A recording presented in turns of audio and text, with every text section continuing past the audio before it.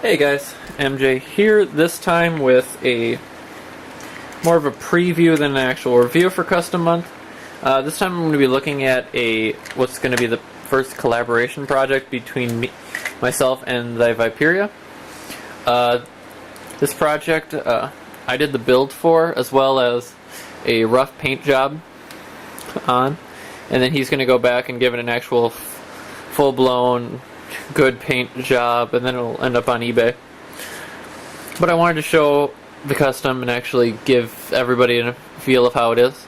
As you can see, first off, I'm in a terrible location for filming, but that's because he is massive. As you can see, I am reaching as far as I can just to reach his door because of the camera.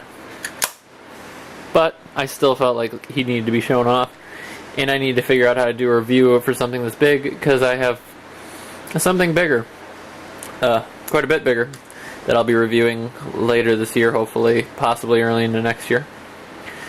But, so you can see, the custom itself is a black Zarak. It started off as initially as a G1 Scorpionox torso, and then it has the Darkov add-on kit, Black Zarak conversion repro kit, which I mixed about. I love a lot of it. There's a few things I dislike, but given the fact that he is reproing a fairly rare set and everything, and it is a casting, it is understandable. So, getting into the review of him. If I end up outside of camera angle, I'm very sorry. Robot mode. He does have the repro of the helmet, which is probably my actual biggest complaint about of looseness for the Darkov kit, is the head helmet cannot really secure at all. But it's there, and I'm hoping maybe once the Viperia actually gets it in hand, he might be able to do something with it. Plus, I found a loophole around that, which you guys will see later in the view. Paint job wise, he's an elongated spider. One of the parts I'm not totally thrilled with, because of how I arranged him, his tail does not bend all the way up, but he's got gold striping there. The D311 for his Japanese numbers. This is a repro part by Darkov. Same with the guns. Most of the guns are actually very secure.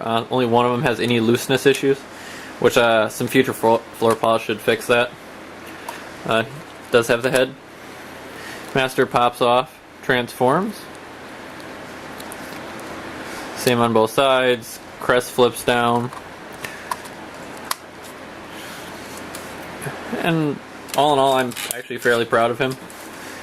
Transform him is really easy because it does follow Generation 1 pretty much to the letter. Bend back the legs. Bend forward the actual robot legs. Flip out the feet.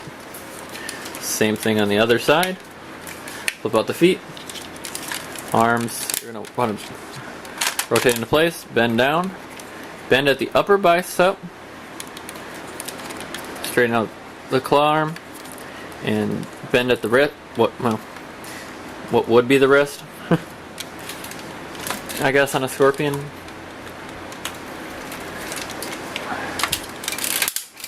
And tail straightens out.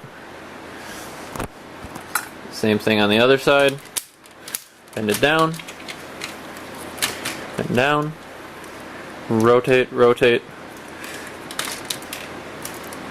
And then put the helmet on.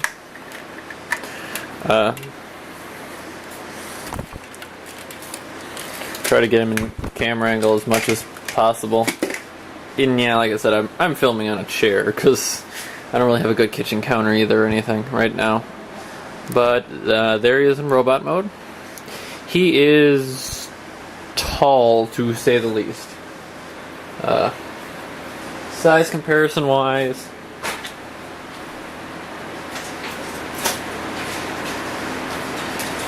Okay, not a great example because he's kind of short, but there he is with Classics Hot Rod. He is about knee high, give or take. So he's tall. I'm actually fairly proud of how he turned out. The head is one of my big issues because it's really loose. Changes it to the mold. I added a upper bicep swivel. He had a elbow joint either way, but I added the wrist joint so that way the elbow joint could actually flow with the bend of the scorpion. Other new additions. The entire abdomen section is new and added. And he can rotate at the waist. Thighs go in and out. Forward and back. New joint is the knee joint. Was done original, and then I tried to mask the knee as much as possible. And that's about it actually for added articulation, which I think goes a long way. Accessories he's going to come with, because he does have the full repro set. He's got the shield, the gun, and the staff that has actually since broken. I'm not blaming Darkov for that. I'm blaming a lot of it is it started to droop because of how I had it designed for the thing. So I think it just impaired it.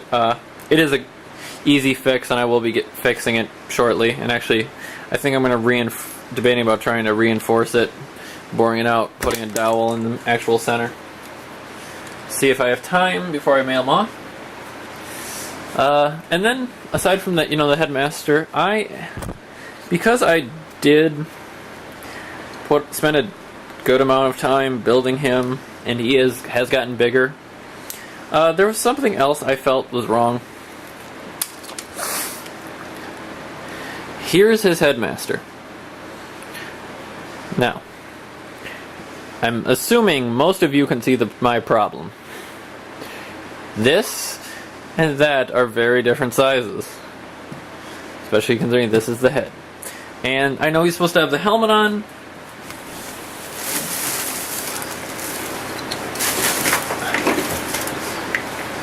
But even when you put the helmet, his head is just too big. So, middle ground. This was custom built with a couple of different target masters. The TFC target roids more specifically.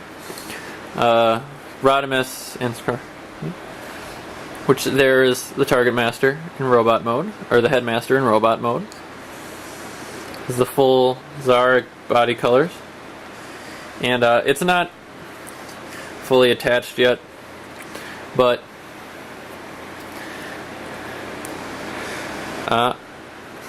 using a Primus head, I decided to sculpt him a new head. So even though when he goes up on eBay, he will include the full Darkov kit, depending on your display preferences, he's going to be coming with a custom headmaster. And I'm not going to lie, actually, one of my displays that I've had with him so far, even though I'm getting rid of him, has been the headmaster actually standing like this on top of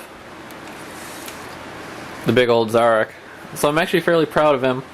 Like I said, some few things I'm going to repair, and he is going off to the Viperi to get a really nice paint job. So I'm hoping once he ends up on eBay, you guys have some interest in him.